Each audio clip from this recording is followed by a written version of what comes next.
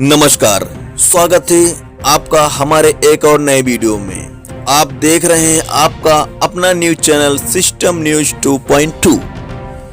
दोस्तों, भोजपुरी के hit machine यानी खेसारी लाल यादव एक बार फिर से यूट्यूब पर धमाका करने वाले हैं। जी हाँ, ये सच बात है।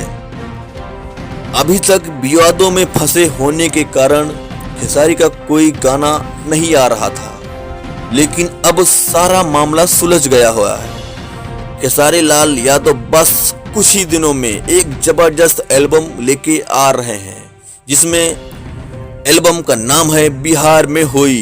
यह एक जबरदस्त गाना होने वाला है।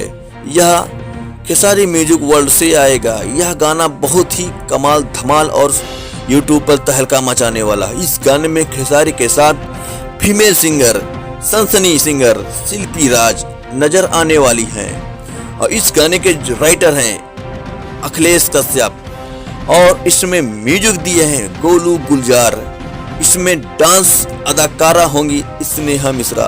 दोस्तों, अगर आपका हमारा वीडियो पसंद आया है तो आप कमेंट में जरूर लिखें और साथ ही अगर आप हमारे चैनल पर नए हो तो आप हमारे चैनल को लाइक, सब्सक्राइब और एक प्यारा कमेंट जरूर करें खेसारी जी के लिए। जय हिंद, जय भारत।